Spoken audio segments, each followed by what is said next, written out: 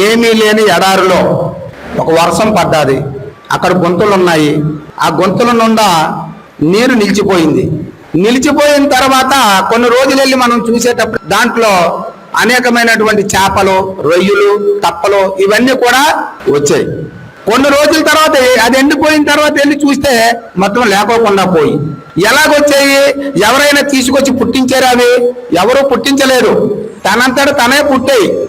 తనంతట తనే నీరు ఉంది కాబట్టి వచ్చాయి. నీరు లేకపోతే అవి రావు. కాబట్టి ఆ నీరు చేరింది కాబట్టి అందులో చేపలు, ఇంకా రకరకాలైనటువంటి రొయ్యలు, తప్పలు, రకరకాలైనటువంటి అన్ని కూడా చేరాయి. ఆ నీరు లేనప్పుడు ఎక్కడున్నాయి? ఆ నీరు వచ్చిన తర్వాత ఎవరు తెచ్చిపెట్టారు? కాబట్టి తనకు తనే తోచబడి నీరు ఉంది కాబట్టి అవి చేరాయి. నీరు లేకపోతే అవి చేరవు. అలాగే తను ఉంది కాబట్టి, ఈ దేహం ఉంది కాబట్టి ఇందులో దేహములు ఈ రెండు కూడా పని చేస్తున్నాయి.